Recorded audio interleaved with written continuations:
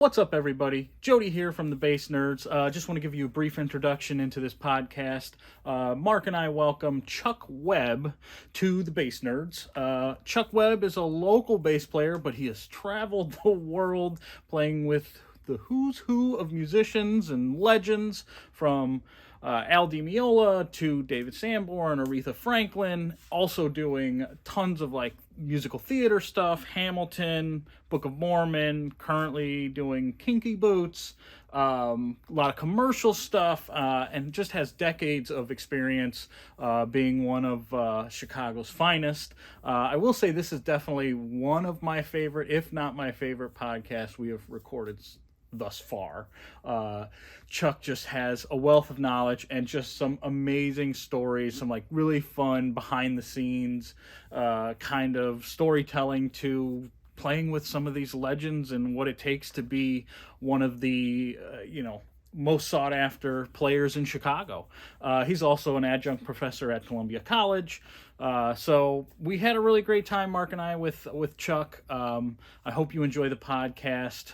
We actually recorded this a couple months ago, but this was the very first podcast I recorded via Zoom, and I had a lot of technical difficulties syncing audio with video and dropping frames and just audio shifting. It was just a nightmare, and I've probably got 12 to 20 hours into editing this podcast, and it's by no means not perfect, but if you're just listening to this, you probably won't notice a difference. If you're watching it on YouTube,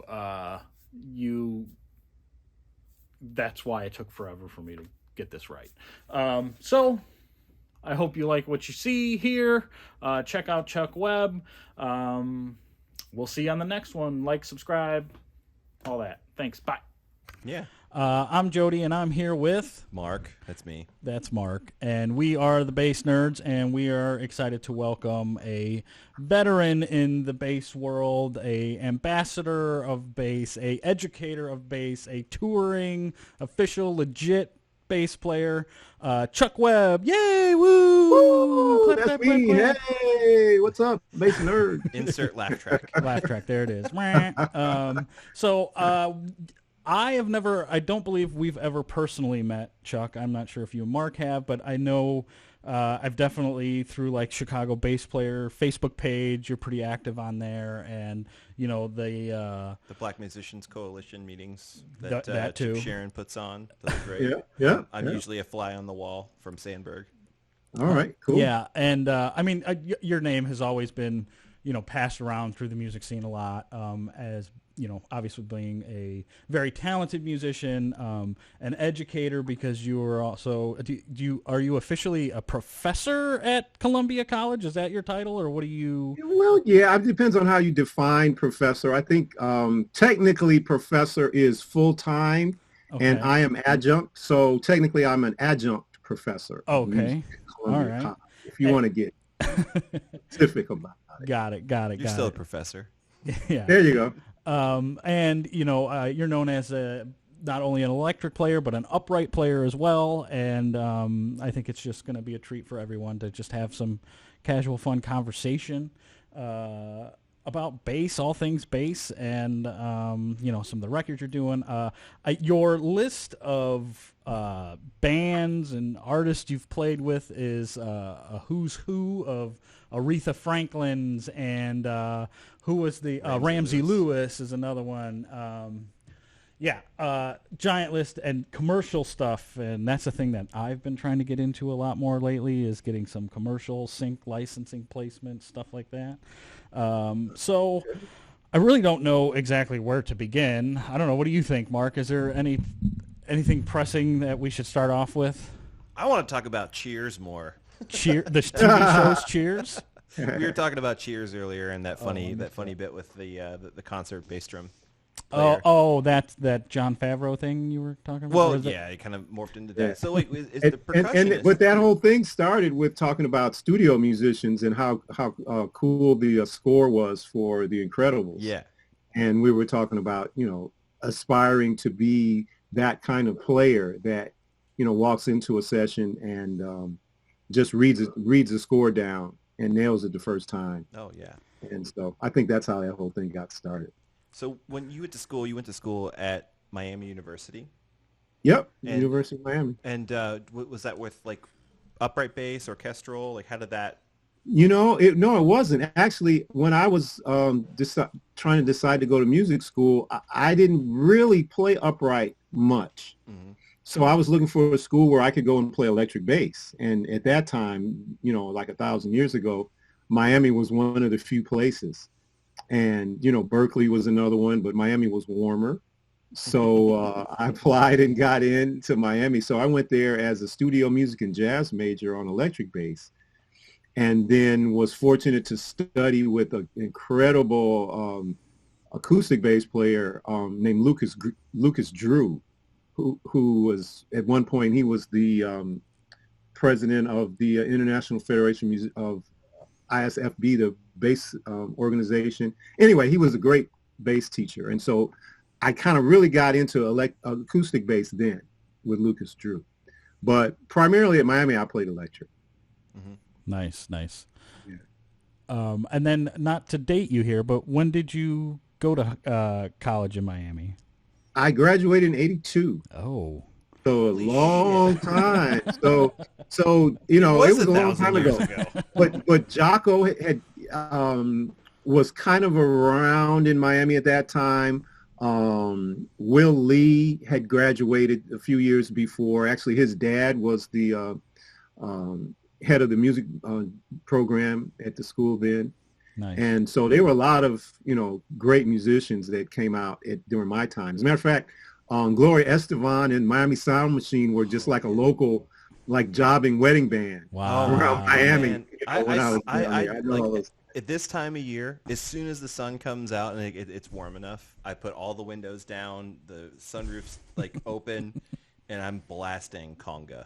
It's just there you go. Such a good song. I wish I had video of that because I would drop it in a clip right here so everybody could see it. Somebody's got a video. Some of those guys in that band are still my friends to this day. We go way, way back. Nice. So when you said you graduated in 1982 and I said, holy shit, I was referring to how amazing you look and how crappy I look in comparison. So, but I'm working on it. I'm in the middle of a fast right now. So there you go. One of these days, I will look half as good as Chuck Webb. I just ate McDonald's on my way over here because I needed something quick because I was running late. Hey, transition. Speaking of McDonald's, like we know that you've done a lot of jingles, a lot of commercial music and stuff. McDonald's is one of them. Did you do the "I'm Loving It"? Was that you? Yeah. Is that your responsibility? I played on a lot of those. So the thing about like McDonald's and those spots and those campaigns, they do those spots over and over. They did, over and over again, and they vary it for different markets and different, product placements and stuff. So there were a ton of those spots. But here's the thing about jingles. This is a little story. If you don't mind, it's a podcast. I can tell stories, you right? Whatever you want, Yeah, man. I submitted to some McDonald's the Chipotle chicken wrap in about 2000 and maybe 2010. I submitted for that. I didn't get. I probably lost it out to you. But here's the thing about session work and especially as it pertains to jingles. When I was in Miami, I'll try to make this brief. When I was in Miami, I had a teacher who was my freshman year music theory teacher, and his name was Gary Fry. Great arranger, writer, great guy. And actually, I credit my studio career to him because while I was in Miami, I took, theory from him. I played bass in his ensemble. And then before I graduated, he left Miami. And I found out later that he got a job at one of the big jingle houses here in Chicago. Okay. Right? So this was like early 80s. And so at that time, Chicago, New York, somewhat Nashville and LA were the top centers for commercial recording. And Chicago was right there. We didn't have the records that New York and LA did, but we had probably as many jingles as they did. So anyway, Gary Fry came to Chicago to be a staff writer for this big company called Comtrack. And when I graduated, I found out that he was in Chicago, and I came back home to Chicago, and I got his number somehow. You know, this is before pre-internet, all that kind of stuff. So I got his number. I got the contract number, called, got to Gary. He's like, "Oh, Chuck, how you doing, man? Good, good." You know, blah, blah, blah. Fast forward, he got me my first jingle session. Nice. Playing with Comtrack. And I was super comfortable because I was used to the way Gary handled his business. He's very meticulous, very specific, note for note charts. I actually still have some of those charts from the 80s from some of his jingles. Every note written out. If it's a funk thing, it'll be slap, pluck, plop, every note dictated how we want it. And so I was comfortable because I had played in his classes. And so I did a few sessions with Comtrack and put together a demo tape, a cassette, right? And once I had enough tunes on my cassette, I went around to all the jingle houses, and slowly over a period of time, I started getting called, and I became a studio musician. That's so wow. And in the heyday, and I got in like 83, 84. And it was going on, you know, for several years before I got there, and it kind of died out, you know, in the late 90s. But in the heyday, my best day doing sessions, I did 8 sessions in a day.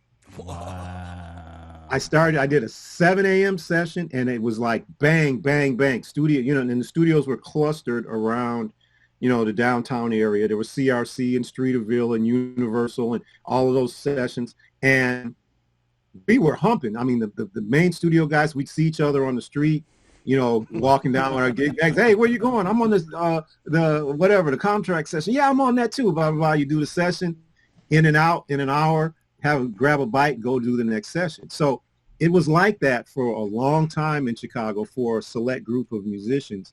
And I have students now who are like, man, I want to get into session work. And I feel bad because that really doesn't exist anymore. Well, yeah, because as you're talking about this, I've got like 1,000 questions running in my mind because I've done some sync and licensing music, and back in the probably like around 2010, I was doing a lot of music for Oprah Winfrey, and I basically get my royalties through ASCAP. I get, you know, quarterly checks or whatever. But while I wasn't working with a studio. I was working with like one producer, and we were like one of 20 producers she was picking from, and nothing was guaranteed, nothing was promised. It was like, and she owned all rights to it, and if she used it, great. If she didn't use it, you got nothing, type of thing. When you were working with all these like studio sessions with these studios, were you like just getting a flat rate? Were you getting a percentage of spins? Like, how did that work back in the 80s? Well, it's a good question. And the way it works, and the way it still works, is all of that stuff goes through the musicians union. Yeah. Okay. Right. So I was working for jingle houses, for, you know, writing houses. Yeah. And at that time, I don't know off the top of my head how many there were, but there were probably 6 or 8 or 10, you know, houses that were working. So you'd work for the houses, but your money would go through the union. So the union would set a scale for how much a call was. Okay. You know, it was like an hour call would pay a certain amount of money. Right. And then when it goes over that, you get paid in 20-minute blocks. Okay. So the call, typically the contractor would call you and say, hey, I want to book you. Are you available for 9 a.m. on Tuesday, possible 20? Okay. So that means it's a guaranteed hour session. So then you know how much you get paid for that. Mm-hmm. But I'm reserving the right, if it goes over, for another 20 minutes. Okay. Right? So if it goes an hour and 5 minutes, still getting that 20. you got paid for an hour and 20. Right. That's the way that works. Nice. So, but now the juicy part of this whole thing is, because of the way, you know, the union contracts work, let's say you played a McDonald's spot. Mm-hmm. Your session fee allows them to play that spot for a certain period of time, 8 weeks or whatever. I'm trying to remember the period. But then beyond that, then you get into what's called reuse. Okay. So as they use that spot for more time, they have to pay a reuse fee for all the musicians who are on it. So Okay. potentially, if you play a spot that gets played for 10 years, every few months, you get a reuse check. Right. So you can get reuse checks for stuff you've played on years ago. Right. So that 1 hour, 20-minute session can turn into that plus a dozen, however many reuse checks. Right. And now is the reuse Plus, wait, but there's more. Okay. But wait. So on top of that, your the union and the employer pays into your pension fund. Okay. So you get a percentage of the actual amount of money that you earned paid towards a pension fund. So as that money accumulates, that becomes a pension that you can draw on when you get, my age now. I'm really thinking about it because, I'm at the point where I can draw that pension down now. And this is money that I earned 30, almost, close to 40 years ago. 82, right. Almost 40 years, right? So that is a really nice thing to have as a musician. Okay. For sure. Yeah, 1,000%. So that's, so when people say, should you join the union? I would say if you can get the work, it's worth it. Yeah. Okay. But if you're but for some people, I mean, if you're a blues musician or you're just playing in rock clubs or something like that, there might not be that benefit directly to you because being in the union. But pretty much to do the jingle scene, you had to be in the union because that's where all this stuff went through. So now is that reuse fee, is that based off of, so when I, got my royalty checks from Oprah, Dr. Oz, whatever it was, I got paid based off the amount of time it was actually played on the show, right? So I'd get 6 seconds going out of commercial, 6 seconds going into commercial, twice a day, 40 countries across the world, and then all of a sudden that, whatever, $1.50 times 80 or whatever turned into a decent amount of money. Was it like that, or was it like a flat reuse fee is whatever, $100, $500, whatever that thing was? Yeah, no, it's that's different. When you're putting music into shows and whatnot, the time is important. For reuse fees for commercials, it doesn't matter like that. Okay. Gotcha. So, a longer spot, rarely now, but there used to be 60-second commercials. Right. You very rarely see a 60-second commercial. Yeah, they're all. But a 60-second commercial would pay a slightly higher reuse fee than a 30-second commercial or 15 or 10. Right. But that's just based on how long the spot was. Yeah. So there's rates for that, but then those rates don't change, and you get to check as the reuse cycle comes back around. So then while you're doing this and you're, doing whatever, 5-8 sessions a day, were 100% of the things you recorded getting used, or what percentage of stuff as you're recording was actually making it to airwaves? A very high, I wouldn't say 100%, but if it gets to the point where they're hiring a band to come in and cut, right, then they've already gone through the demo phase and they've got the contract and then this is a spot that's going to go. So I would say, 80% of stuff you're doing is getting used. Yeah, because I feel like now... But that doesn't necessarily mean that it's going to be used for months and months. It may just be used a couple of weeks and then it goes away forever. It just, Yeah, that doesn't seem to be the way it currently is working for me right now. It seems like you put a call out there, we're looking for a Barry White-like song for a Netflix commercial, submit your stuff and we'll let you know if you get it. But I'm having a hard time getting to the point where we want you. All right, now you're commissioned to do it. Here's a check. Blah, blah. It's everybody throw everything at us and we'll pick what we want kind of thing. Right, so it's we're talking about two different things though. You're talking about writing, composing music for film, and I'm talking about being a sideman, just being a studio musician for Yeah, so I guess play on stuff. I get what you're saying. Yeah, that is a different thing, right? Yeah. They know what they want. Like you said, you walk in and you've got all your notation there, and you're ready to go with it. Are you comfortable disclosing, like, perhaps the most lucrative commercial gig you ever had? I don't know off the top of my head, but it would probably be either some of the McDonald's stuff or what else? Some of the more, it's funny, the bigger the company and the more generic the spot, Right. the longer it runs. Right. Right. So some of those McDonald's spots ran a long time. Some of the soap stuff like Procter and Gamble and stuff like that would run a long time. This is crazy. Yeah. This whole ecosystem, like how like every little detail that goes into advertising and these advertising budgets, like all the way down to the person who's playing bass. It's just, Yeah. it's just so wild to me that, like, nobody really thinks of that whenever a commercial goes by. Like, you know, people most of the time get annoyed that there are commercials, but I guess we just take it for granted. It's like, whoa, like,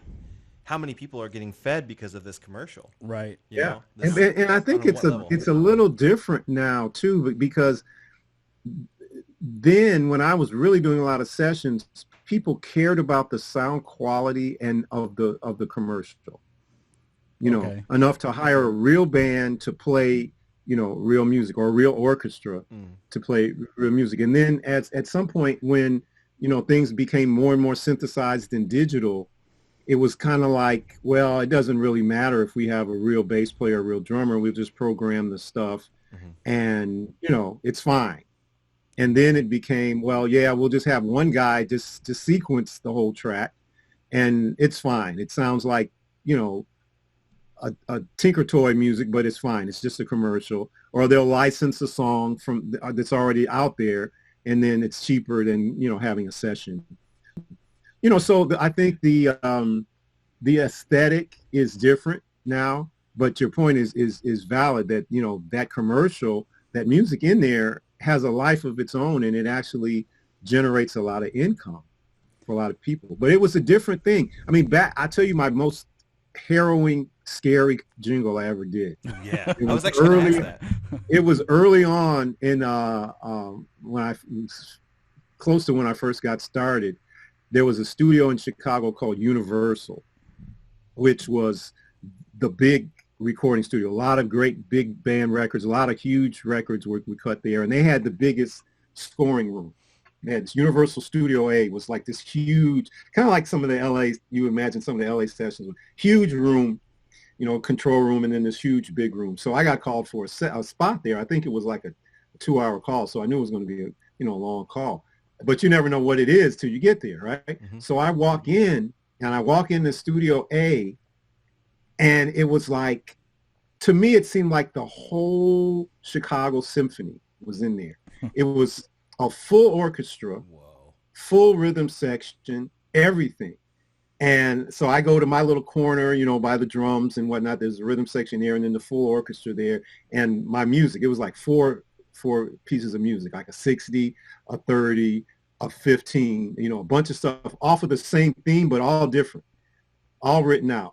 And I sat there, and I was comfortable. I'm a good reader, but I was just like, saying a prayer, please don't let me be the one to screw up and have the orchestra have to stop and do another take because of me. Let me do anything else but that, right? So don't do that.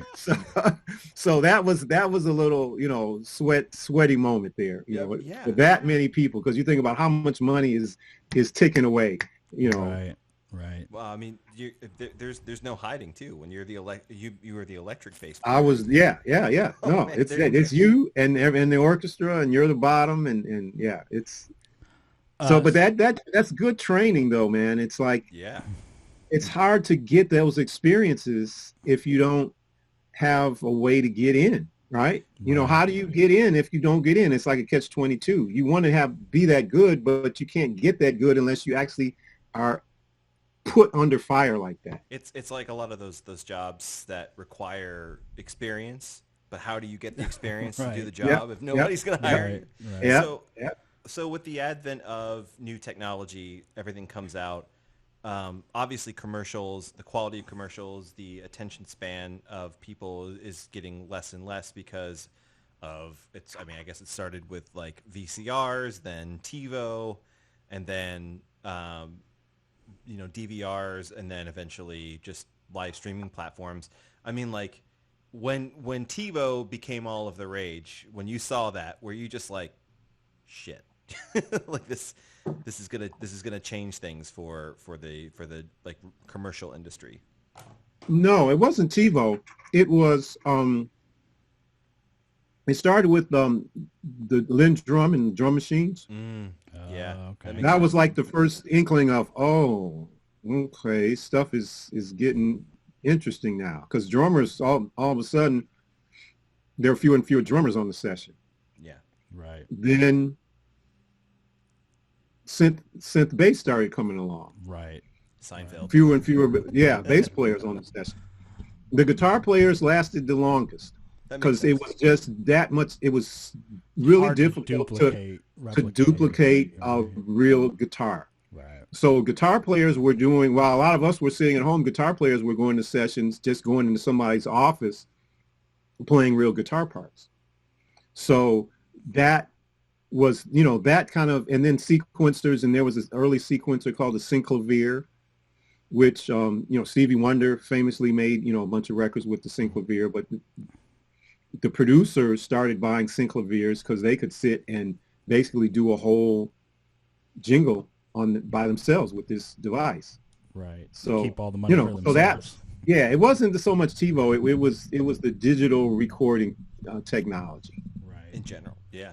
Yeah. Wow. Yeah. And even like, I mean, you're sitting in a studio. I have a studio at home now. Back in the 80s, you didn't Everybody. have, home studios. And then like the first, I guess, like the Tascam recorders were kind of the first step into being able to record at home.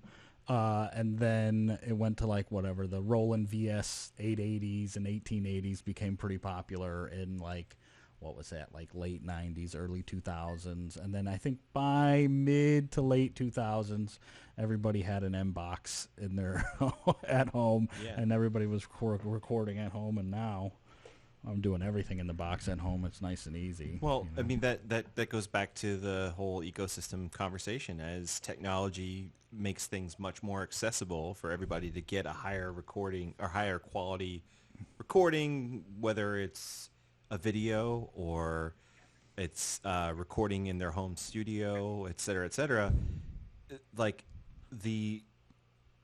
I guess you could say the repercussions of that is that there's not as much of a demand for recording engineers and actually going to studios, although I'm definitely a big advocate for going to an actual recording studio because, For sure.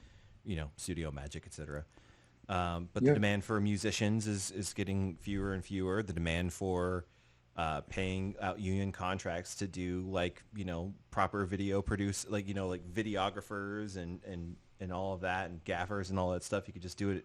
You can get all the gadgets on Amazon. Like if you want, instead of having a camera operator, you can have like some cheap 4K camera. I mean, with, my like, a iPhone moving shoots track. in 4K. Yeah, Like, with one of those like motorized tracks and stuff like that. And it's just, on one hand, it's great for the common person to like get access to be able to create stuff. right. But it's also creating this like saturation, and it's just like killing the industry in a way. Yeah, I definitely think it's a gift and a curse. What do you think, Chuck?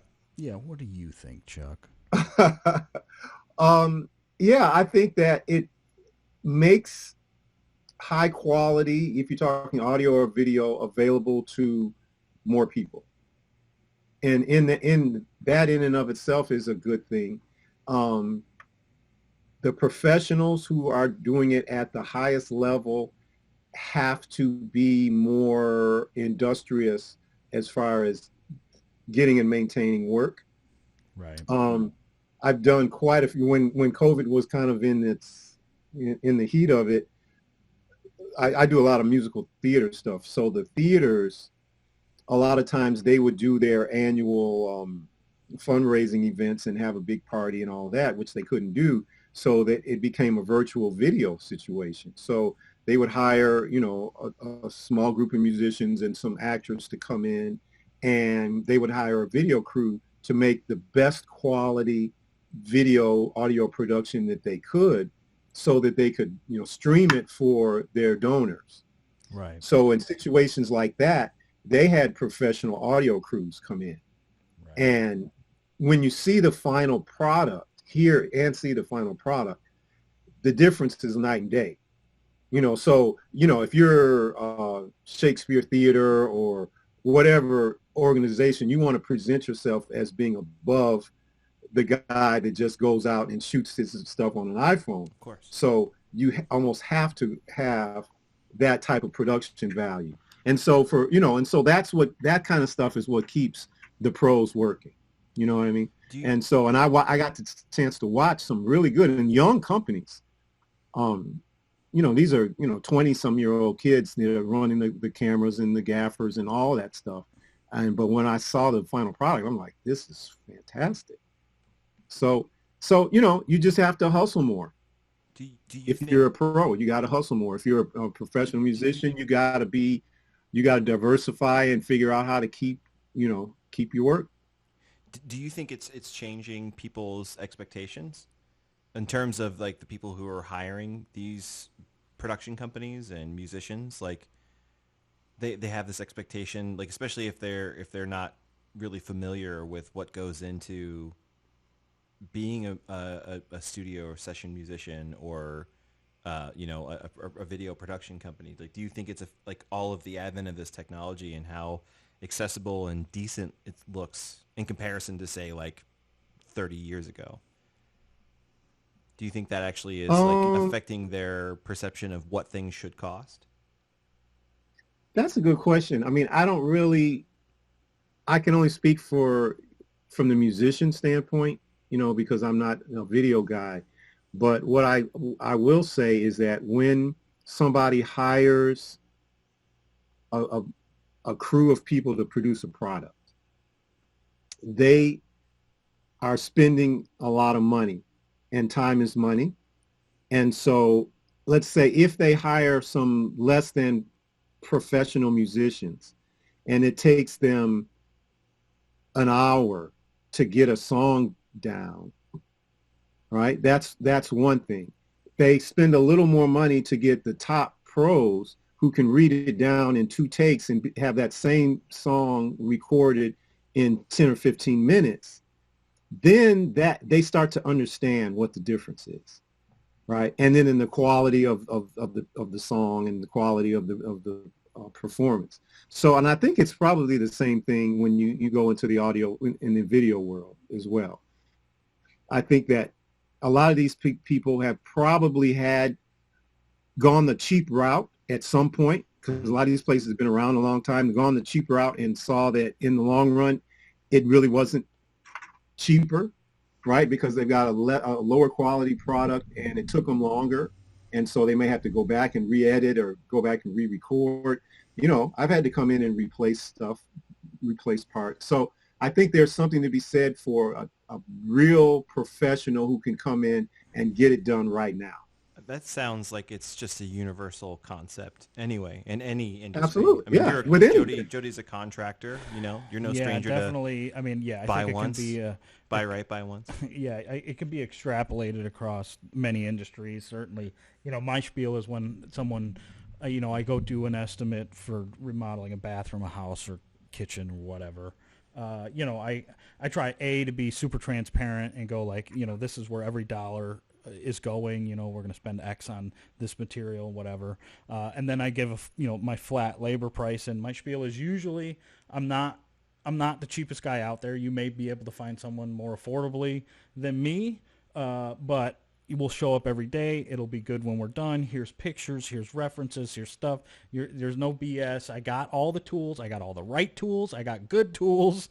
Good German tools. Right. We're going to get it done right. And, you're not going to have to worry about it. It's going to last a long time. You get quality. And I think that was also, years ago I was in the Bricklayers Union, and their big thing about the union was like, the reason you hire union guys is because there's a standard of quality there and a standard of education there. And I'm sure that extrapolates across like the Musicians Federation and being part of the Musicians Union. Like you're going to get a certain caliber of musician and quality that, you know, yeah, you might be able to find the session player who will do it for $50 a session or an hour or whatever. But like you kind of get what you pay for, and they're, I think that that goes a long ways. And I mean, I don't know. I think we could go in circles about how like technology has, you know, there's a lot of hungry people out there willing to take your gig for cheaper or lesser or whatever.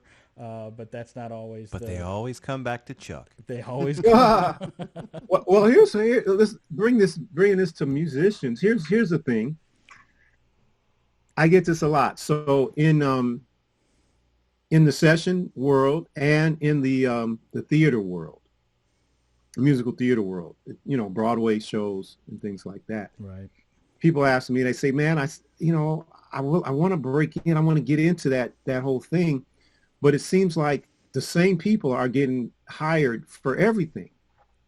Right. It's like, you know, like there's this 4 or 5 bass players and, you know, certain number of sax players, you know, they're all doing the work, you know, the same people, you know, and that's not fair. I want to break in. I can do this kind of stuff too. And the fact of the matter is, it's a lot of times it is the same people doing the same work, but there's a reason for that. Right.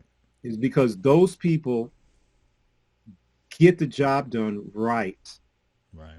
And when it comes to like, say, theater work, of course, you got to be a great player. You got to read. You got to follow conductor. You got to do all that other stuff. But then you got to show up every day for that downbeat. No excuses, right? So the people who can do that and make the contractors and the music directors and the conductors happy and make their life so they don't have to worry, they get called back. Right. Well, and I imagine too also that like in anything, like there's like friendships among, you know, your friends with drummers, saxophone players, whatever. So when they go, hey, Chuck, I need a saxophone player, you know, you got any recommendations? You're going to recommend the guy that you regularly worked with, who you know is going to show up, who you've got a rapport with, who you know can handle the job, who's going to get it done, and you're not going to have any problems with, or there's no questions there. So I think it probably is hard to break into that stuff.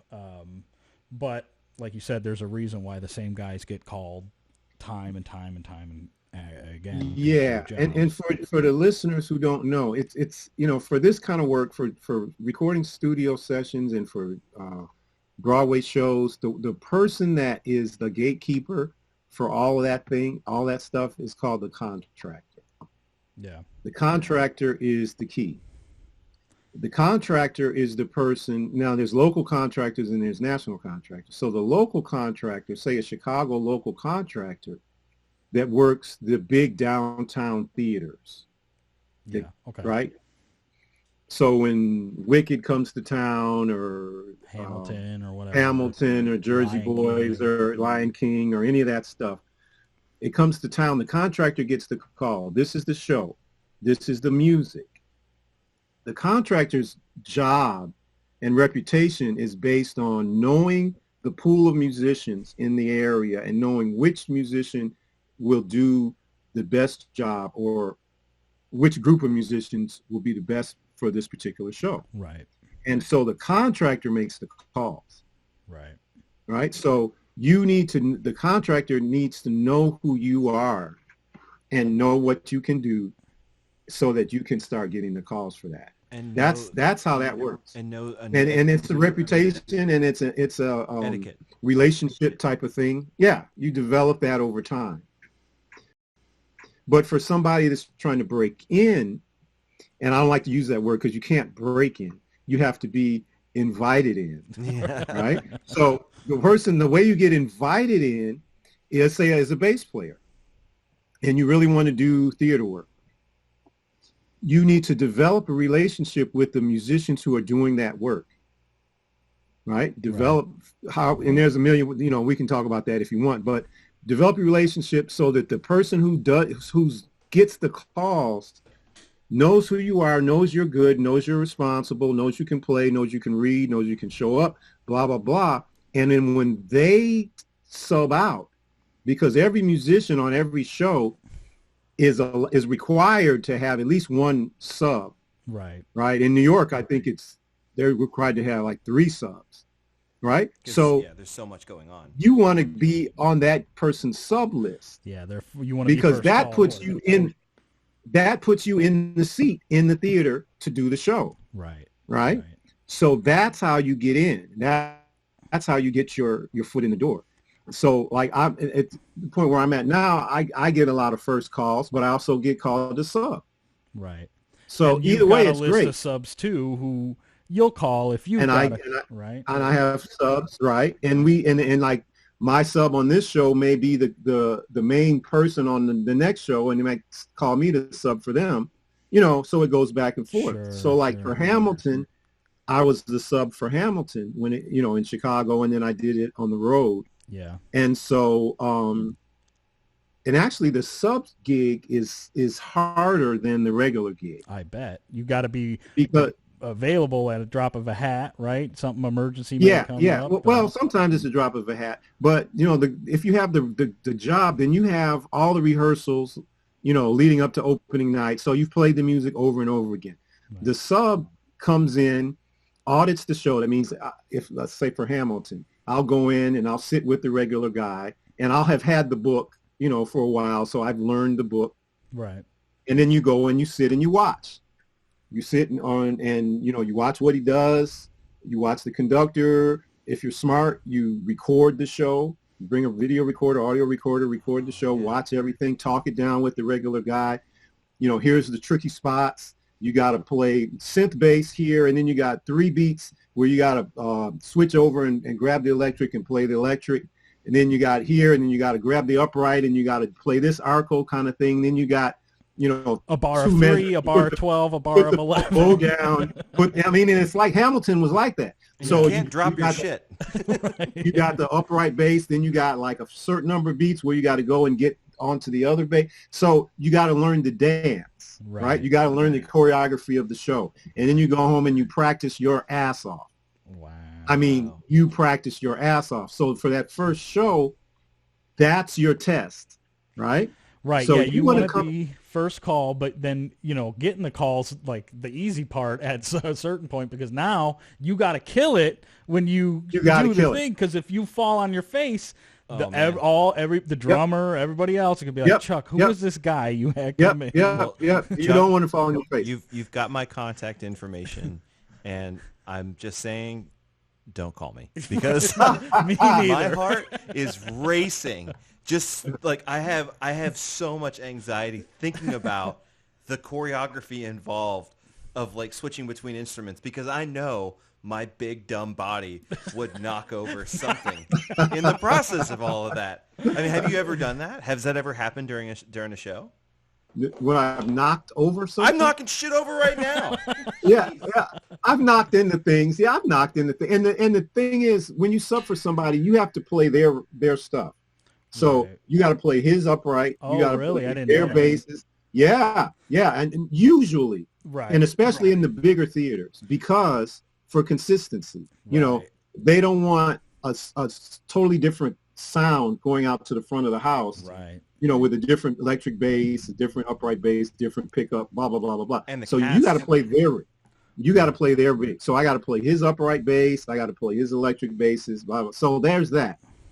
And a funny story on the road, when I went out on the road for Hamilton, the regular bass player, I'm 6'4", the regular bass player was like 5'7", right? Real tiny guy. So it's like me, I like the way he had everything set up was like, I'm a giant in the land of Lilliputians, right? Everything's all closed, right? So, there was that.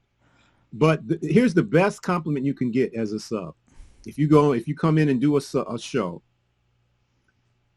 and let's say at intermission, you go and you're hanging out with the musicians, and say if the pit is big, you might not be able to see the horns section on the other side of the pit. And then you're hanging out and they look at you and they say, "Oh, I didn't even realize that such and such, the regular guy, was out." Right. That's awesome. That's what you want. Yeah. Right. You want to come in and seamlessly take over. You don't want to do any more. You don't want to do any less. You don't want to try to show off. You just want to do the job the way the regular person did the job. That's the key. And if you do that, good advice. you're great. You're in. You don't want to show that you're better than that other person, because that's not what this work is about. Right. So is there sort of like an understanding among, I would say, bass players and maybe guitarists, and even drummers, like, is there a way that you should just generally have your instrument set up that's sort of universal for everyone? Because like some people are very particular about like what they play and how it's set up and everything. I would imagine that everyone's preferences are different, but you have to adapt. Or do you not even care about that sort of thing? Well, yeah, I mean, everybody sets their instrument up the way they play it. You know, some people have a heavy touch, and so they may have higher action, and so that's the way they set it up. So if I go in and play an instrument that's set up at the polar opposite of what I'm used to, you know, tough shit. I gotta adapt very quickly, and that's why you get it. You know, the first time you come in, you want to get there as early as possible. You know, especially on upright, you know, because you want to get used to the intonation. You want to get used to, you know, the feel of the instrument. And you want to make sure that you've got it. Right. So I play, you know, a little higher action than some bass players. And so I have to lighten my touch, you know. Right. Because, you know, I've been in situations where I've tried to play a bass that was set up very different from mine, the way I normally play, and it ended up sounding like right, because I was overplaying. So I had to, you know, you got to say, oh, hold it, back up. You got to learn how to play their stuff. Do you ever practice, like, just at home and just in preparation of that sort of situation? Or is that just something that you've learned just through the years of doing these? You mean practice with somebody else's setup in terms of how the instrument is set up, or just a different setup than you're used to? Not really. I mean, like, I understand what you're saying. That's a good question. I mean, I wouldn't like go home and like lower the action on all my instruments just to do the thing. I just keep it in my mind. Right. That when I get there, that's what I'm going to be faced with. Yes, because I don't want to readjust my whole thing for one, you know, for a show to sub, right? So, you know, you want to have enough experience that when you're there for those 2.5, 3 hours, you're going to have to lighten your touch or dig in or whatever. Right. You know what I'm saying? Yeah. So you still got to do it. At this point, say, you know, your first or second call on a gig and a theater gig, and you get that call, are you like nervous? Are you getting there 3 hours before showtime and just like running stuff? Like, or is this, I mean, you know, I made a comment earlier about like at the drop of a hat, you may have to do this, and you were kind of, didn't seem like that was such a common thing. Like maybe this is, you know, this is planned out a little more, like you're going to be, you know, the bass player is going to be gone for 3 days for whatever reason.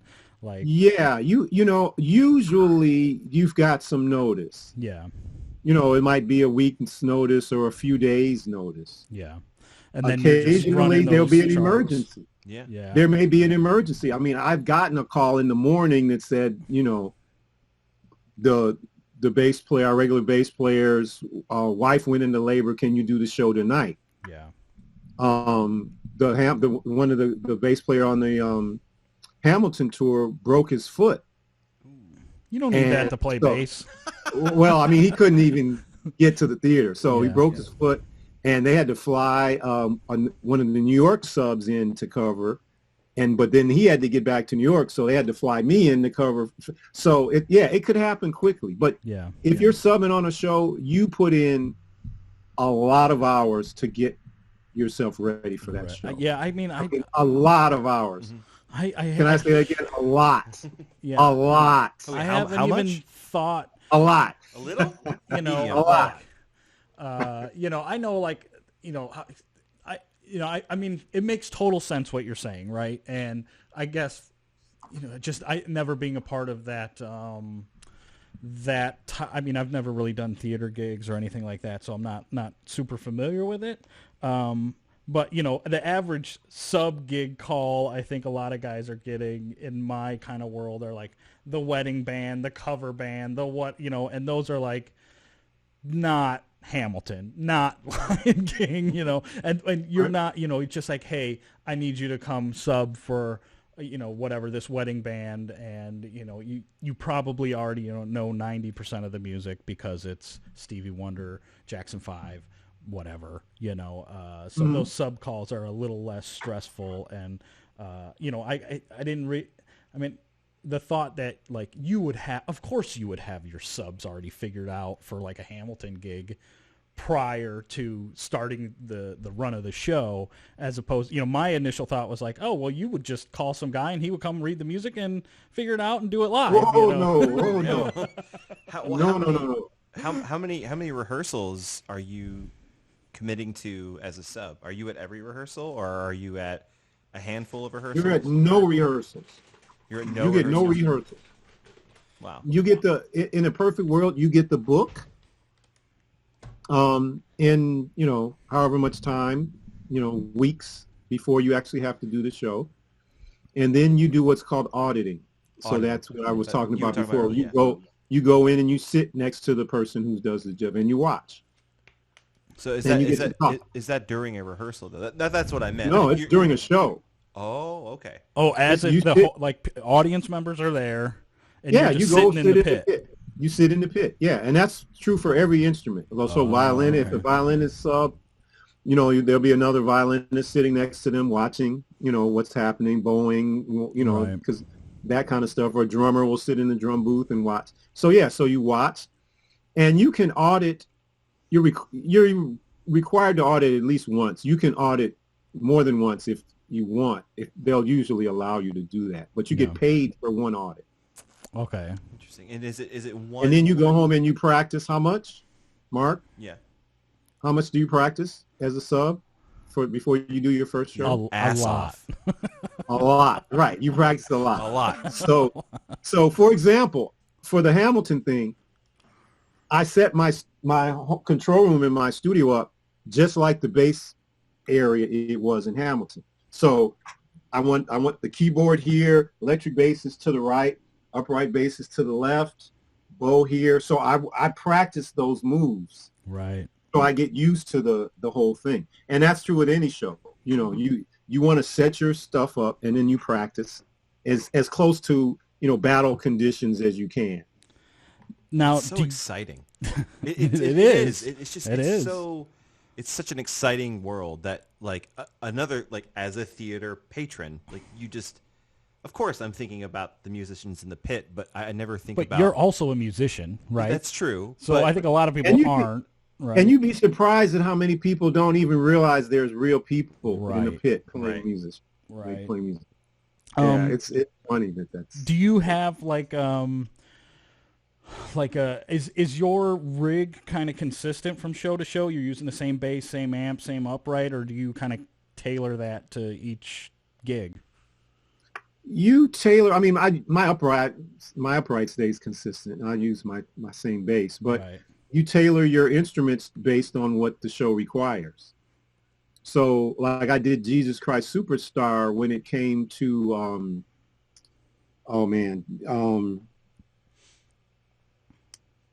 I've got to look at the playbill. Yeah, right. Hold on a second.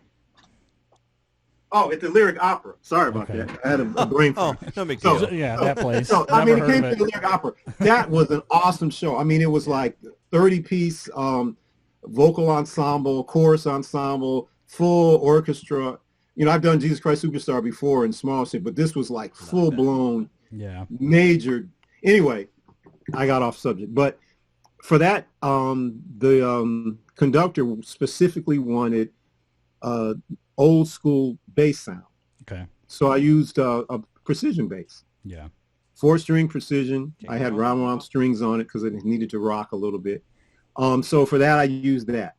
For an older school show like Smokey Joe's Cafe, which is kind of like doo-wop and stuff like that, use a P bass with flat wounds.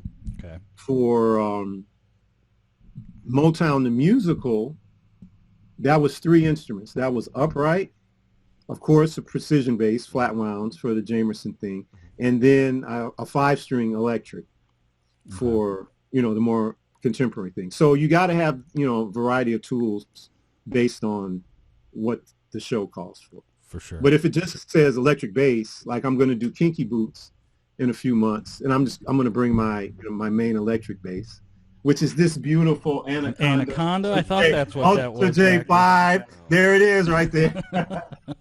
Yeah. So if I get my druthers, I'm going to bring that. Nice, interesting. That's always the conversation I've got with friends who do session work, predominantly with like bands and stuff like that. Like there's the bass that you want to play, and then the bass that you should have with you. Right. And most of the time, it's you got to have a P bass. PJ. You gotta have a P bass. Yeah. Right. There's something about a P bass, man. I'm a 5-string jazz bass. That's my thing, right?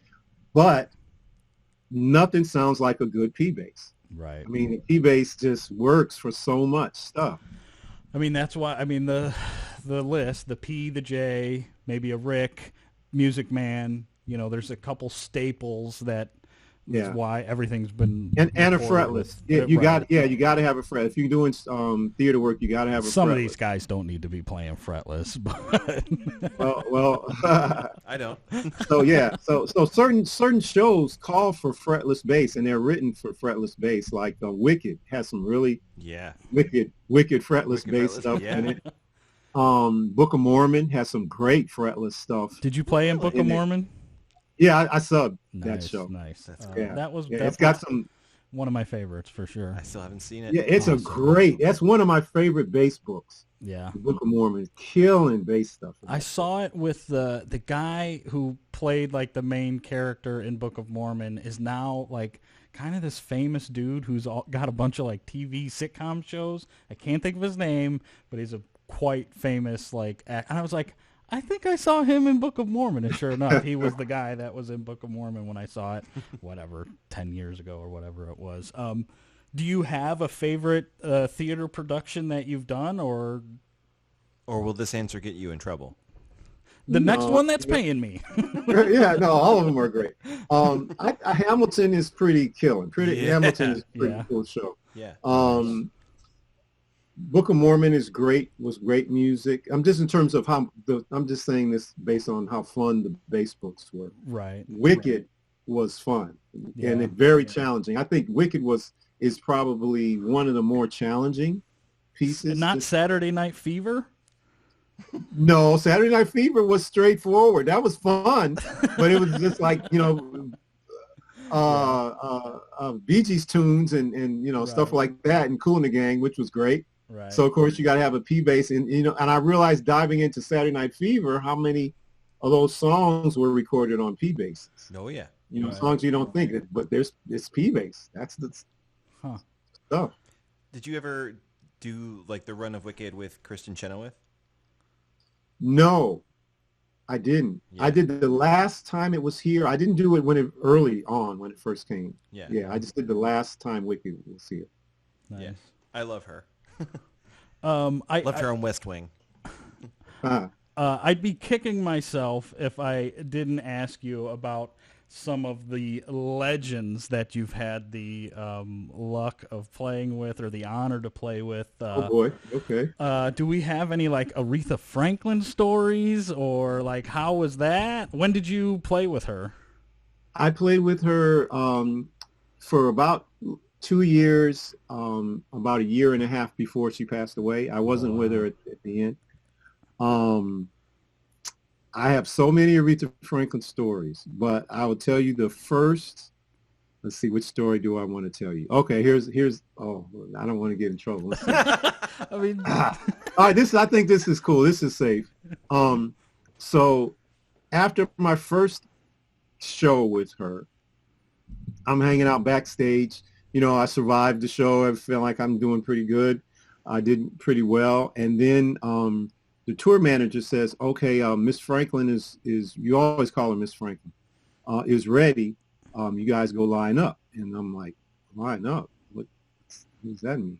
So I don't want to like just do what everybody else is doing, I just follow along, right? Just go along. So everybody lines up outside of her dressing room. I'm like, okay. So I'm lined up, wait my turn, you know, and the person in front of me comes out and I go in.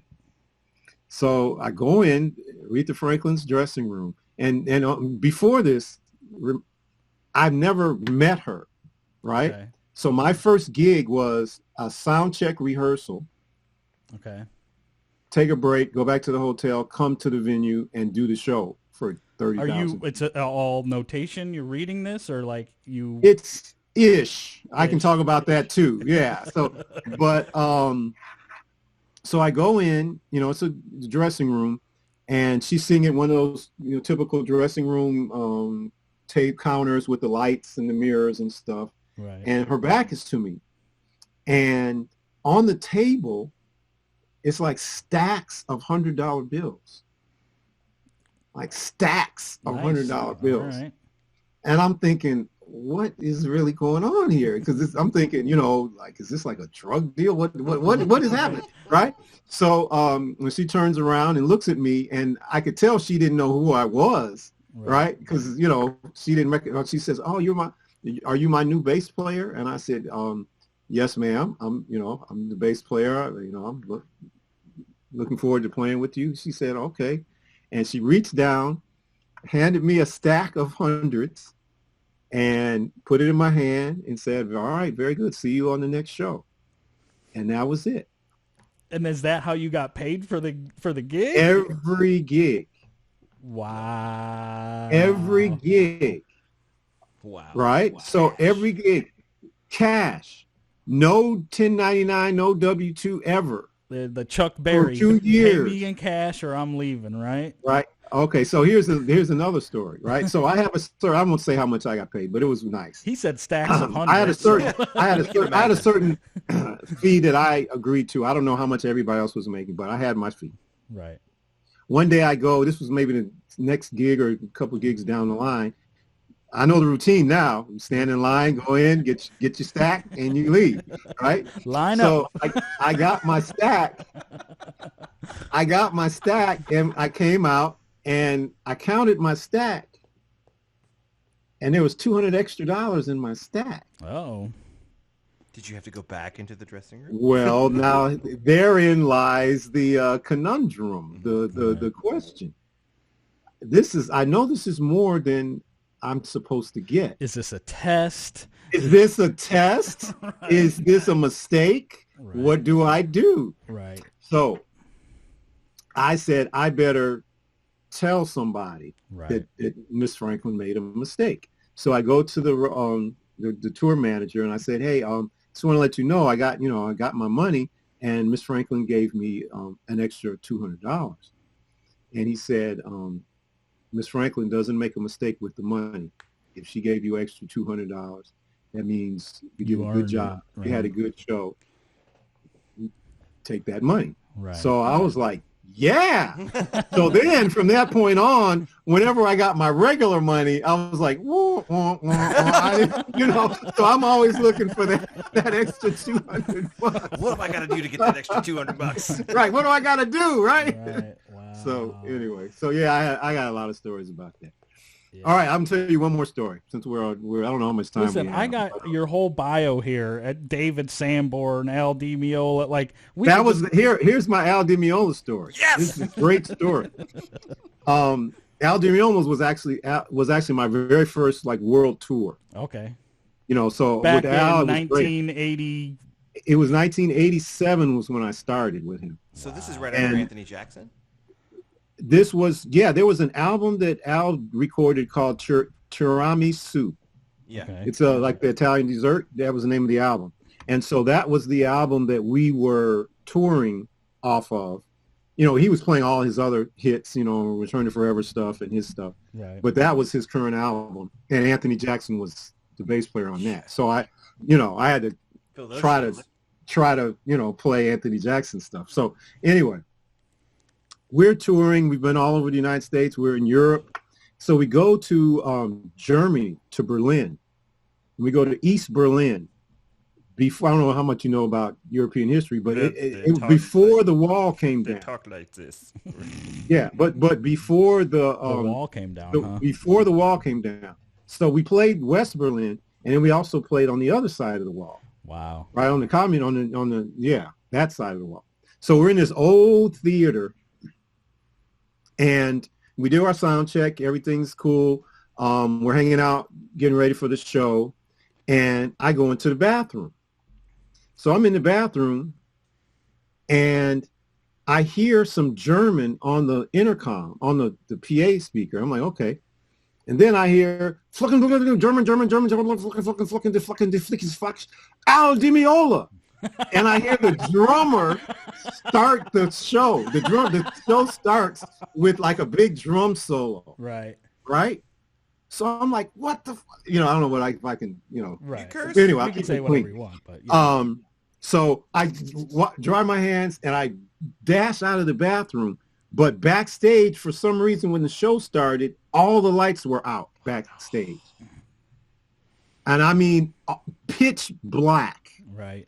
Right. So I'm hearing the drum solo, knowing that I'm supposed to be there on stage right now. And about total 4 bars. Total blackness. Right. So I'm following the sound of the drums, like feeling with my hands, trying not to trip over something and break my neck. Right. So I get to the stage, to the curtain. It's like one of those old, and they're always like burgundy, reddish, thick, old curtains. So I'm on the other side of the curtain.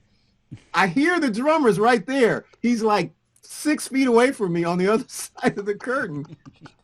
But I can't get to him because I can't find the crack on the curtain. So you're going to go underneath that curtain is what you're about to do. It took me, it took me years to realize I could have just lifted the curtain. So I spent what seemed like, I don't know how long, like inching my way down along the curtain to try to find the crack to open. I finally found it. This is like a nightmare, but it really happened to me. I finally found it. I opened up the curtain. And so I'd been in total blackness for like a minute and a half, right? So, your eyes. Right, got to adjust. Right? I opened the curtain, and it's like the spotlight was like, so now I'm like half blind. I'm like half blind. This old halogen lights too. And so I make my way to the bass, and the drummer's finishing up his solo, and he looks at me putting the bass on because he was into the solo, and he looks at me with this look like, did you just get here? What, you got toilet paper on your shoe. So, I make it before I'm supposed to play, but I was obvious, anybody who could see what was going on knew that the bass player was like whack. Where was this dude? So did you make the downbeat of your? I made the downbeat of when I was supposed to play. Yeah. Okay. Well, that's a real professional right there. That no, it was just total dumb luck because I could still be back there at this point. Right. But I realized years later that all I had to do was just go to the bottom and lift it up. But in the heat of the moment, I didn't think of that. It's that panic mode right there. Right. I mean, that was it. That sounds like a Charlie Chaplin bit. It does. It probably looked like one too. Did Al ever notice? Did he know? You know what? He never mentioned it to me. If he noticed it, he might have just written it off as the new guy. I was the new guy. I was the new guy, and that was a real learning. That whole tour was a learning experience for me. I was the least experienced person on that stage, and so I learned a lot about a lot of things, musically and otherwise during that period. So, like, I know you said that you get breaking into the licensing music thing, working in a lot of studios, but you also have this extensive live music thing, playing with artists and musicians, also theater gigs. Like, how did you get into, break into, for lack of a better term, playing with, David Sanborn's, Ramsey Lewis, do you attribute the same, like the session guys get the call after call after call because they're consistent and they're good? Do you attribute that to being the same reason you're playing with, Smokey Robinson and Bill Withers and all these guys? Or like, to play with any one of these people would be, a dream come true. To play with Aretha, Smokey, Bill Withers, Sanborn, Demio, it just seems like more than luck, right? Well, when you play, it's kind of like if you play in a good local band, mm-hmm. and then you leave that local band and another local band wants you to play in their band, right? Because they like you, like what you did. It's really the same thing on a different level, just on a higher level. Right? You can call it higher if you want, but it's higher. For the Al Di Meola gig was slightly different because at that time when Al was going on the road and Anthony wasn't going to happen, Al wanted Daryl Jones to do the gig. Okay. Daryl Jones couldn't do it, didn't want to do it, whatever. So when he turned the gig down, they decided to hold an audition. Okay. For bass players for that gig, and Daryl is a friend of mine. He was a friend of mine then, and he had recently seen me in Chicago at just a local gig that I was fresh on his mind from that gig, and it was a great gig. I played good on that gig. So anyway, he told Di Meola's team, there's a guy in Chicago that I would really recommend for the gig. So they weren't going to hire me, sight unseen, but they put my name on the list. Right. So, I'm sitting at home one day and I get a call from Di Meola's tour manager and said, hey, this is Dave Lang. Al Di Meola is going to go on tour soon and your name was recommended. Would you be interested in auditioning for Al Di Meola? This is like total out of the blue. Wow. Right. And so I was like, put the phone down for a minute and I was like, Al Di Meola. I mean, I was familiar with him, but who am I? Can't play with Al. What is this? I mean, you're talking about a guy who has a style to his name. He's not just like a jazz musician. He's Al Di Meola. He's like his own kind of thing. Right. And it's like I was familiar with him, but I didn't really know his tunes. To play them. And but then I told myself, if this is a great opportunity, if I don't at least go audition, I'll just think I'm a punk. For not going. So I didn't think I had a chance of getting the gig, but I told him, yeah, I'll do it. So the call came on a Tuesday or Wednesday, and the audition was on a Friday in New York. Did they go learn these 3 songs or? It wasn't, he didn't even tell me any songs. Yeah. It was like, okay, I'm not going to be able to learn Al Di Meola's whole catalog. Right. I'm not going to guess on which song. I'm just going to go. Right. So I bought a plane ticket, a round trip ticket to New York. You paid for yourself to go audition. Oh yeah, they weren't going to pay for me to audition. If you want, so I bought myself a ticket. I got there like 7 in the morning, and my return flight was like 10 that night. My audition time was like 2 or 3 in the afternoon, whatever. So I go and I take a cab to SIR Studio in New York. Okay. Ask at the desk, Al Di Meola audition. Yeah, it's upstairs on the 2nd floor. I walk up to the 2nd floor. And literally the hall was lined on both sides with bass players. Of course, they're like this sitting, sounds like right. They're sitting, they're standing, they're like shedding, they got headphones on. It's like, and I like, holy shit, what am I doing here? This is crazy, right? So anyway, I wait my turn, I go in there, and anyway, long story short, I won't bore you with the details, but they liked my playing. And what did you play? Like, was it like? There was a chart. He had like a chart that looked like it'd been in a washing machine of some song. I don't even remember what song. It might have been "Race with the Devil on Spanish Highway." A lot of 16th notes. Yeah. Stuff. And so I did my best playing that, and I probably got maybe 75% of it right. And then we did. Just like a groove tune that was tuned from one that album, which was kind of like Brazilian Montuno kind of things, kind of that kind of groove, and he solo on top of it, and they do the stuff, and we hit that groove, and the drummer started smiling, and Al started soloing, and it just kind of went on and on, and I think that groove kind of got me the gig. Yeah, I think that they felt like everybody in the band was a certain type of player and a little, not as in a bad way, but a little edgy. Sure. And I was a little on the other side. I was a little more laid back, and I think they felt like I was a good balance, right? Baseline, calming balance to whatever else was going on. So I got the gig. And so once I got that gig, that kind of put me on a level where other people were looking at me now. Right. Right. So I got to audition for Spiral Gyra, which I didn't get that gig, but then other gigs started coming, based on that. So it's kind of like getting in the door at that level. Right. Then you can kind of get considered for other access, things. Right. Right. And then people recommend you. Some of the people I worked with was because of working with Ramsey Lewis. Right. I got a chance to play with Stanley Turrentine and Freddie Hubbard because of that. And, so stuff kind of springboards off of it. Yeah. Did you, do you know Josh Ramos, who I think he's still playing with Ramsey? Yeah, I know Josh. Did he take your spot? Is that what happened?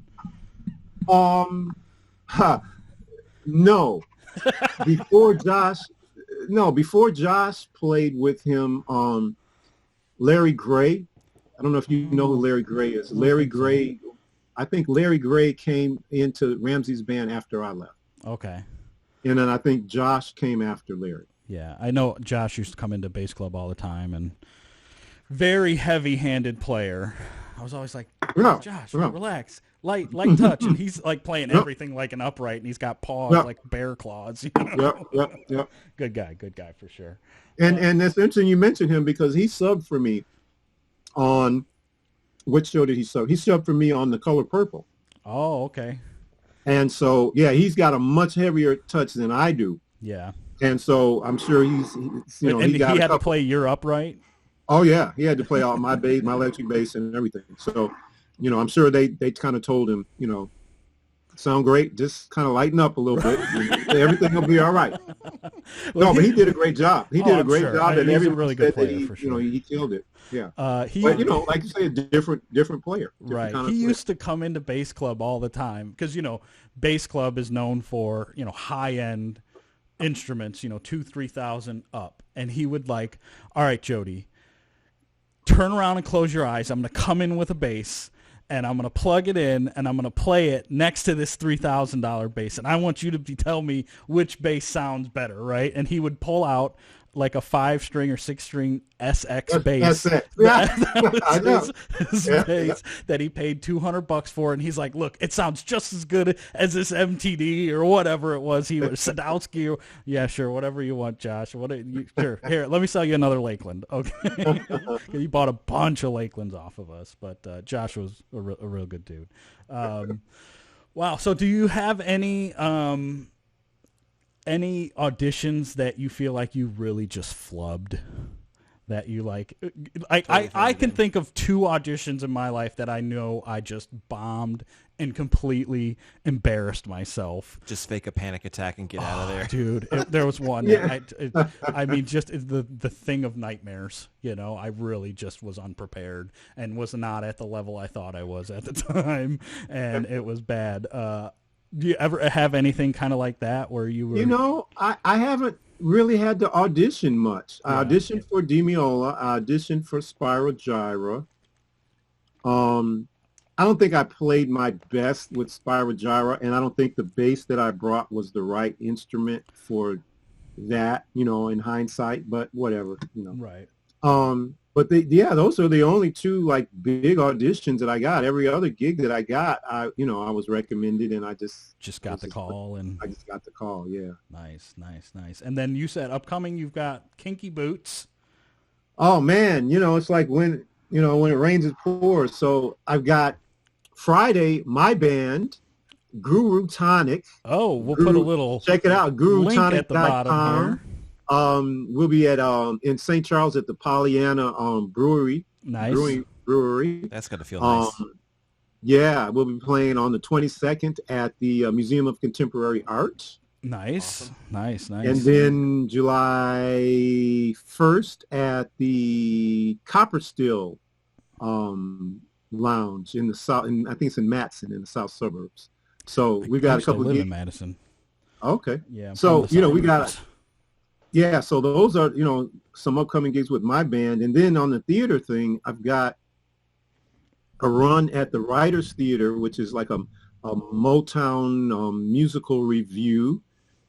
And then literally right after that, I'm going to do this Teatro Zinzani. Have you heard of that?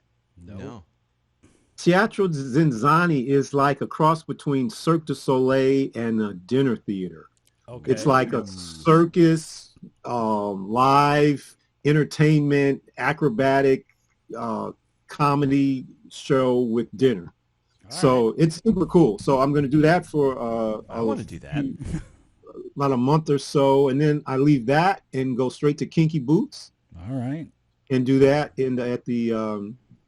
out in Aurora at the Paramount Theater, and then I leave Kinky Boots and go do a show called Forever Plaid. Okay. Out at the Drury Lane Theater in Oak Brook. Familiar with that place for sure. Yeah. So that takes me to the end of the year. So. And then interspersed with that, hopefully there'll be some more band gigs, with my band. Yeah. And then, how does this all work while you're an adjunct professor? You're just able to fit all that in? Yeah, well, right now, I've done a lot at Columbia College. I was like the coordinator of the whole ensemble program for a long time. I taught a bunch of ensembles and did a bunch of stuff. But now I've kind of scaled back. So for the next coming semesters, I'm just teaching private lessons. Okay. So I've got my private lessons scheduled on my off days, like Mondays, Tuesdays, when the theater stuff is not happening. So right. It all kind of works out. Nice. And then, you're doing theater stuff, commercial gigs, live performances, your own band. Is there a thing that you like doing most that, you would pick over if you had to choose one thing to do going forward? What would it be? Wow, that's tough. I don't know. Of course, playing with your own music with your own band is something special, right? Fantastic. Yeah. So I guess that might be it. But I love doing theater stuff, and it's not for everybody. Right. Some people, it would drive them insane to play 8 shows a week the same music. Same thing. Right? And I get it. Right. It's not for everybody. But I like the challenge of executing and playing great music at a high level every day. Yeah. And it's like a session. Now with the way the technology they have in the studios, it's like you go in, everybody has their own personal monitors, AVI monitor mixers or whatever. So you've got the perfect mix in your headphones, and so it's like going in and doing a 2-hour session, 2.5-hour session, every day. Right. Yeah. I mean, if I'm just being honest, I've never musical theater has never really been a thing for me, and unfortunately, all the women I've dated in my life have been very, very into musical theater. So you've seen your fair share of shows. I've seen a lot of musical theater, and I'm wondering if I've ever, been at, I've seen Lion King, a couple other shows that you had mentioned that you've done. I know I've seen, Book of Mormon, a couple other things, whatever. Mm-hmm. Did you ever go down to the pit and stick your head in and? No, I didn't know I could even do that. You got to do that, yeah. You could do that? You can't go in the pit. You just stick your head over the edge. Absolutely, and say hi. You'd be surprised. Musicians, you don't want to be a jerk about it, but musicians kind of appreciate that. Look down and just say, "Hey, great, sound great." Blah blah blah. Yeah, you should do that. I'm certainly will be going to more musical theater stuff because my wife is coincidentally, my wife, both of her parents were on Broadway, were Broadway performers, and did. It was funny because I was just looking up old playbills. So like her dad was in what was it, Midnight Express. It was like he was in West Side Story and another big one, and then they did The Traveling, and they did all that stuff. So I'll see more of it. But what I'm getting to here is I feel like my issue always with musicals was like it felt like the musicians, the band itself, was always brought down like 10 dB lower than it should be, and the vocals are always, because they're always about the vocals, and the musicians never really got to shine other than like Blues Brothers, right? And maybe Hamilton or something like that. And that was the thing that always kind of disappointed me about musicals, is like I know that there's talented musicians in the pit rocking out, but they're always like not important to the show, the general public. Right, I guess that's what it is, right? They want to know. Yeah. It's Miss Saigon is not about the band, right? So well, the actors are also telling the story. I mean, the musicians are also in their own way doing that too. Yeah, but I wanted the band to be I wanted it to be James Brown, I wanted the show to be led there and him to lead the show, and instead it's like Wicked is about this story and music just happens to be a part of it, is kind of how I felt about it. So I kind of agree. There's a lot of that in the way that musical theater is mixed. There are exceptions. Sure. I mean, Hamilton, for the most part, is mixed really well. Right. And music is up. That Jesus Christ Superstar that I was telling about was mixed like a rock show. I mean, that's it what was I like want. Right. Plaster your brains to the back of the ceiling. Yeah. Right. So I mean, there's some exceptions, but I can see that from an audience perspective, from a musician watching a theater production. Right. But as Lion King had great music too, but it was about this, obviously, the story of Simba. As a musician, you don't have any control over that. All you can do is go in and play your part the best you can, send them a good bass sound, and read the hope chart, for the best. do it solid, that's all you can do, man. Right. Yeah, like you said, you want people to not even realize that there was a sub there, right? And that's a philosophy. Well, that's for the musicians, right? That's the other musicians, right. But I've used that philosophy when it comes to doing session work, is trying to take my not show off, not put my I would rather start super basic and have an engineer or producer go all right, I want more out of you, than cut back, you're doing too much. Let's start really simple and we can build on that, as opposed to something slapping and popping and doing all this crazy stuff, and they go oh, we're in the two different universes right now. It's keep it simple. Let's expand on that if we want. And I think that's always served me pretty well. I think when it comes to doing session work and playing in bands and stuff like that, is not try to show out too much, So what show? Well, that's a good, that leads to a good point. There's a thing in theater called getting notes, getting a note. Mm-hmm. So I've heard that means that, all right, say you do a show and you feel like you played great. Let's say you're a sub on the show, and you do a show and you think, and everybody's telling, oh man, it sounded great, great job. Then the conductor comes and says, hey Chuck, nice job, but I got a couple of notes, and you had a few minutes. And then he'll take you through, all right, on chart number 13, these measures, this and that, and then this one, I need you to play this rhythm a little differently than, so he starts to tell you stuff. Right. And it's very important how you take that, right? You have to take that in the most positive way possible, because you can't take it as a criticism of your playing. That's what I'm trying to say. And, you got to learn that, he's saying this because he wants the show to be a certain way, and it's your job to give him him or her what he wants. And so the best thing to do is say, oh yeah, right. Okay, cool. Great. And write it down. And then the next time it comes around, you remember, you write, do whatever you have to do to remember Right. what it was and Right. give them what they want. Yeah. So, I mean, and that's important to have that kind of, open-mindedness and not take criticism personally. Yeah, that's definitely a philosophy I've adopted when working with producers. It's like never be married to anything, give options. I'm never like, this is the thing we gotta use. It's never that, right? I had a train of thought and I lost it there. But so like being an educator, what are like some bad habits that you feel like you see a lot, or things that you see young kids doing wrong or not doing man. right? Like Chuck, I want to be a bass rock star. I want to break in. There's so many, but making excuses is the biggest one. Making what's that? Right? Making excuses for not being prepared. Right.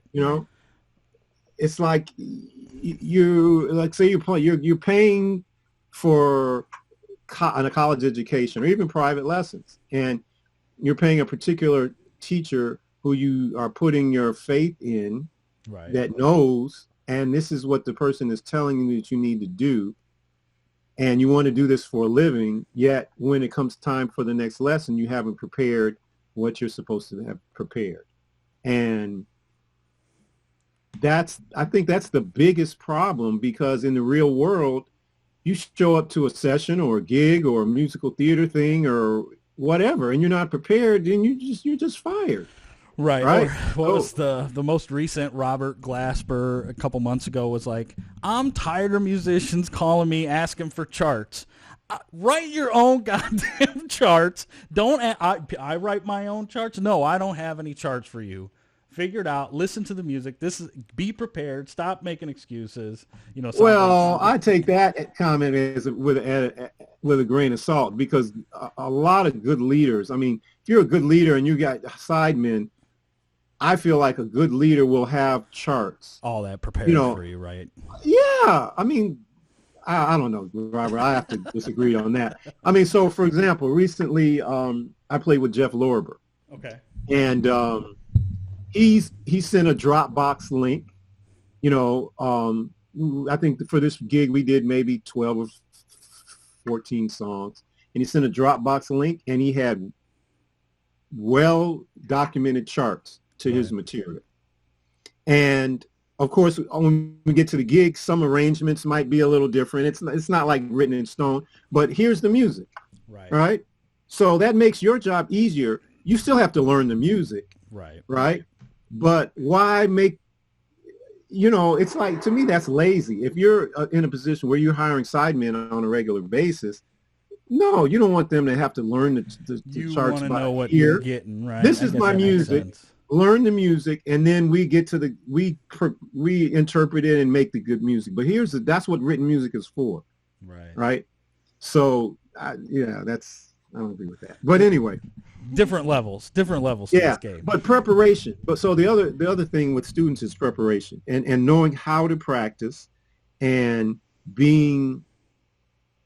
You want to get better at anything, like take sports. Right. You want to get better at playing basketball or soccer or football or whatever it is. You have to be systematic about it.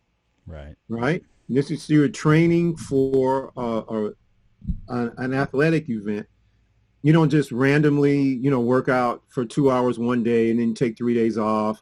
And then you might do a little running the next day and take a day off, and then you might lift weights the next. You got to be systematic about what you do if you want to see regular progress. And it's the same, in my opinion, with being a musician. You want systematic progress, so you have to be specific and kind of scientific about what you do. Right. And so I feel like you have to, I tell my students, you need to keep a practice log. And you need to document what you do. You need to be able to go back and see what you have done. And you need to keep track of what you're doing, so you know if you're moving in the right direction. Yeah, focused practice, right? Not just like sitting and noodling, right? Right. And so, I mean, I do that. I'm kind of, maybe extreme about it, but I keep a practice log every day. Wow. every day. It's right here. Right. Every day. This is my practice log from, I think this particular book started on January 19th of 2020. And so I don't know if you can see it, but every day is listed And in this my is like, log. I got to rehearse music for a theater production. I got to Every single day. So, and you see the way I do my... Chuck gets the gig. Right. That's why he gets the calls. Are you So- other motherfuckers doing this? Check this out. So I draw a line down every page. Uh-huh. On this side, on the left side of the page, it's acoustic bass, and on the right side of the page is electric bass, because I got to keep both of them up. Right. I write the day, I write what I'm doing, all that stuff. If I miss a day, I mean, I'm human, everybody misses a day, I put a 0. So on this particular day, I didn't play upright at all. So, and I can go back and I see if I got a bunch of zeros, right, I know, oh shit, I haven't played upright, and it's fluctuates based on what I have to do. So if I have a lot of electric bass gigs and I got to get ready for certain stuff, right, then I just might not be able to play the upright for a while. But then I can see I haven't touched it in 3 days. I got to prioritize. I got to get back on it so I don't lose my chops. Right. So that's the way I do it. And so if I find out, sometimes if I write it down, I might not necessarily even go back and look at it. But just the fact of writing it down holds me accountable, so that I get it done every day. I mean, you've been playing bass for decades on decades here. Do you feel like you're still getting better every day, every week, every month? Yep. For sure? You're better today than you were 6 months ago. Well, yeah, in a lot of ways. But then again, I will listen to some old, look at old videos or look at old stuff and I say, man, I forgot I did that. That was pretty cool back then. So I got to go back and say, I got to pick that back up. Right. So, it's a kind of a organic kind of thing. Yeah. But I think overall, I'm much better now than I was then because I know more. I hear, my ears are open to more sound. I understand more. I understand way more about how music works and more about the theory of it. Right. So that allows me to navigate things, more maturely than I did before. So, yeah, I think I'm much better than I was then. Nice. Hopefully. That's why you're still getting the calls. But it's about, it's about love of what you do. It's not, people, it's like, man, I don't feel like practicing today. If I got 2 hours of uninterrupted time that I can sit and play my bass, that's a win for me. Right. That's a great. I mean, you're practicing every day. How much, or how often, like duration-wise, daily, do you feel like, or average, are you rehearsing or practicing? Okay. Well, this is a cool. This is a thing that I do. I will bite off small chunks of time. Okay. Because I found, at least for me, it doesn't work to say I'm going to practice for 3 hours today. Right. Because that's just too big of a daunting task. So what I'll do is I'll say, okay, I'm going to play upright pizzicato with drones for 30 minutes. Okay. And I'll set a timer on my phone for 30 minutes and I'll write down 30 minutes and I will not do anything else. I'll total focus for 30 minutes on whatever it is that I'm doing. Mm-hmm. When that timer goes off, then I'm going to reevaluate where I'm at. Usually, or more often than not, when the timer goes off, I'm right in the middle of kind of getting to some good stuff in my practice. Okay. And I'll just hit the repeat on the timer. Right. And I'll go until I feel that my concentration is starting to wane. Mm-hmm. And then I'll stop. Right. But I won't stop until like the first 30. So I may go 30 minutes and then an extra 20 minutes. Okay. So now I got 50 minutes of total focus concentration on whatever it is that I'm doing. Right. Then I'll take a break. Then I'll come back. If the day works out where I have that kind of time, I'll take a break and I'll come back and I might do something else. But I only break off, 30 minutes, 45 minutes, never any more than 1 hour chunk at a time. Yeah. And usually not even an hour. It might be 20 minutes. Right. Because I know I can do 20 minutes. And then when that 20 minutes is up, that gives me a momentum. And I say, hey, I've got 20 solid minutes of practicing. I can go some more. Right. All right. And then it becomes, a snowball effect. Right. Now, so, I mean, you clearly have a love and passion, been doing this for decades, a long time. Have you ever done anything else besides music? Were you ever like McDonald's drive-through, or was it always like? I was an insurance claim examiner, insurance claims adjuster for the Railroad Retirement Board. And when was this?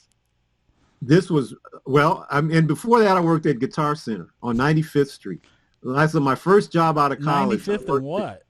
95th, just east of Western. There was a Guitar Center. I didn't know that. Huh. And so that was my first job. And then I got the government job, working for the Railroad Retirement Board was a government job. And I did that. I lasted 9 months, hated it. And that was the time when I started getting jingle calls. Yeah. And so, I had to make that leap of faith when I was getting I thought maybe enough jingle calls to survive and pay my bills. Right. And I just quit. And then, I was able to do it. So yeah, those were my first 2 gigs. Was it like a musical family growing up, or? No, I'm the only one in my family that went was into into it. music. I don't know where it came from. I just loved the Jackson 5 when I was a kid, and so I wanted to be like Jermaine Jackson, and so that was why I played the bass. Huh. Nice. When were you at Guitar Center? What years were that? That was 82, 83. Yeah. Huh. Yeah, I was terrible salesman. Well, those were back in the days where you could make money at Guitar Center if you were a salesman. Yeah, but I spent all day just playing the bass. I would pick a bass. I would pick an instrument. There was this fret. You remember this Ibanez back? I don't know if you remember, but there was an Ibanez artist model. Yeah. Oh yeah. And they're heavy. there was a 4-string Ibanez fretless bass at Guitar Center that I played that bass every day. And one day I went into work and it was gone. Somebody had sold it. But there was a new one that came in. Yeah. And I played the new one and it sucked. It was nothing like it. And I just wish to this day I would have bought that bass. I had a couple that I get let go or went through my hands. I wish I would have kept. I had another question for you, but it escapes me now. I don't know. What do you think, Mark? What do you got? Honestly, I think we covered a lot of the ground in the past 2 hours. It's been 2 hours. It's been 2 hours. Wow. Yeah. Wow. It was about 2 hours. So, if somebody wants to, it's great. Like that's the thing. Like if it's a good conversation, it flows. It flows effortlessly. Goes and there's so much. I mean, honestly, there's just so much insight, and wisdom. Right. Yeah. I learned a lot. Yeah, sure. I learned a shit ton. I'm actually really excited for many reasons, but I'm really excited for the theaters to open back up, especially so I can pop into the pit and say, "Hi, Chuck." Yeah, definitely. Chuck told me to say hi. That's right. Right. We didn't talk about the really nerdy stuff, like what kind of strings and all that kind of stuff. But maybe that's not as important as the macro, big picture stuff. I think the big picture stuff is always more important. It is. But do you? Yeah. I see you got the Anaconda bass back there. Is that like your main bass right now, or what? That's my new baby. That's my new main bass. I feel like I've seen that one on Chicago bass players Facebook pages. A lot of people have been talking about it. I met Andrew Taylor Cummings at the NAMM show in 2019, and we hit it off, and was in communication with him off and on, and then he started making these basses. These are actually, if I wanted to equate them with something, these are kind of like the Lakeland Skyline model to the U.S. Lakelands. Okay. He's a one-man operation, so he has his custom basses that he actually makes in his shop in London. Okay. But this is a design that he designed and has made overseas. Okay. And it's just a killing bass. I mean, everything about it, tonally, the way it feels. I've had a chance to play it in a lot of situations, and it always sounds good. So so this is the one that I use most often now. I see there's a couple laying in the back behind you on the couch or something. I don't know. My P bass is back there, and my fretless moon bass. Okay. Japanese moon bass is back there, and then I've got I gotta mention Marco Cortez. I don't know if you know who that is. Marco basses. I got a great Marco TFL 5-string that he built for me that's killing. Those are the most and then I have a feeling basses. It feel really good. And he makes his own. He's one of the few that actually winds and makes his own pickups. Yeah. So that's a killing, right? I don't know if his son is working with him or not. I think he just helps. Yeah. And then I have a Lakeland. My other main 5 is a Lakeland 5560 jazz, 5-string jazz that I like a lot. And what kind of amps, head, bass combo? What do you? I use Schroeder cabinets. Okay, you got like an inverted 12 or something like that. I know those are the old. His old ones had that, and I started with that. That's what I'm familiar with. Yeah. Yeah, I bought one of those when those were new, and then now he makes more traditional cabinets. So, but there's something about the way he puts them together. It just sounds super. They sound correct and right on the gig. Yeah. You know, a lot of cabinets are theoretically really nice, and when you get them on the gig, there's just something about them. They're just maybe too clean or too this or whatever. Right. But Schroeder's are great. I think I got 5 of his cabinets. Nice. Because I don't like stacking cabinets. I like to have one cabinet. So I got a 10-inch. Right. I have a 12-inch. I have a 12-10. Right. I got a 2x8. I got a 210, 212. You know, so I just want one cabinet for the. So anyway, right. I got those, and then I use older Gens Benz heads. Yeah. I think is Gensler back and doing their thing? Right? Oh yeah. Yeah, Gensler, same guy, but this is before Fender bought him and killed him. Right. So I got the old couple of old Gens Benz that I just love. So yeah, that's what I use. And what strings are you using? well, Jody, I've had the same Tomastics for the last 35 years. No, I'm using Dunlop strings. Shout out to Daryl. Nickel. The nickel strings. Yeah, I'm a Dunlop artist, so yeah, those are great. But the thing, what I use is the regular nickel wound on the EAD and G, and I use Super Bright. Here's a tip. I use Super Bright B strings. Oh, interesting. Oh. And so that's why you're getting all the callbacks. Well, yeah, right. But for me, the Super Bright, the whole set of Super Brights, a lot of people like them, but there's not enough tension for me. They're really kind of floppy the way I play.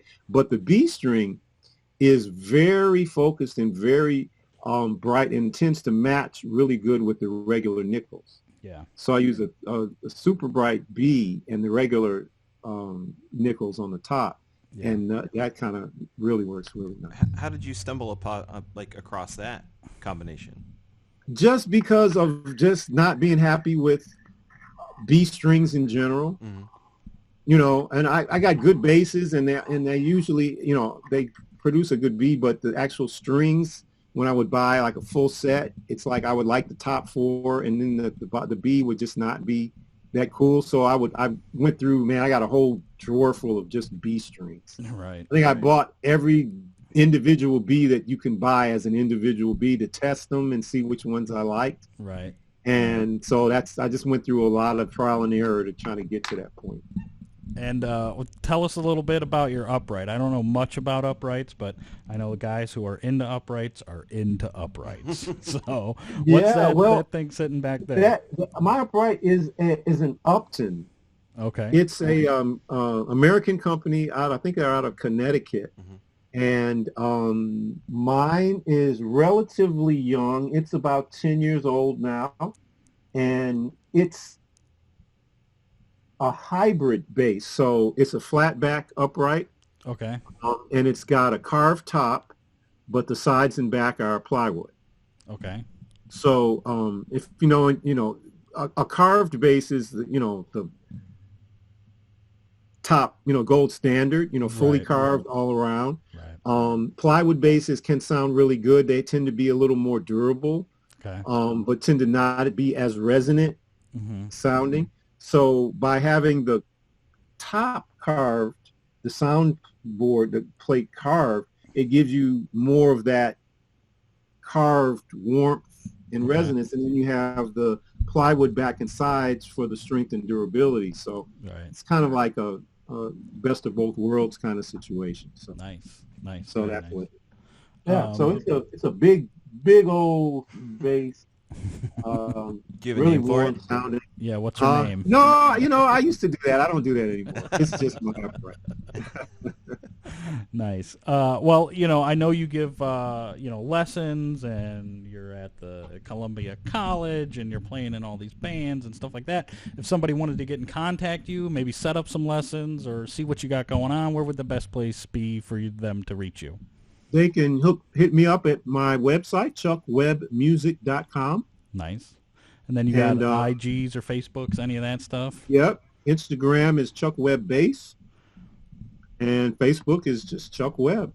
Nice. So they can hit me up all those places and shoot me a contact, and I will be happy to chit chat. Awesome. Well, I mean, to reiterate, I think both Mark and I have learned a lot today. And this was a pretty awesome podcast, and we really appreciate you making the time, coming out, and we'd certainly love to have you come back. And if there's ever a thing we got a studio here, we got cameras and video, we will record whatever you want, or you want to bring some of your young prodigies from the college in, this is a community, we'd love to help you. All right. We can. I will definitely take you up on that, man. This has been fun. I had no idea that we've been blabbing for 2 hours, but it feels like it just got started. But this was great, man. I really appreciate it. Really enjoyed it. Awesome. Thank you so much, Chuck. Yeah, this has been great. awesome. My pleasure. Really appreciate it. Well, I guess that'll conclude this episode of the Bass Nerds. Have a good one. Thank you so much for listening. Thank you, Chuck, for talking to us, and we hope to see you again soon. Yes. All right. Me too. All right. I'll be back. Take care. I'll be back. So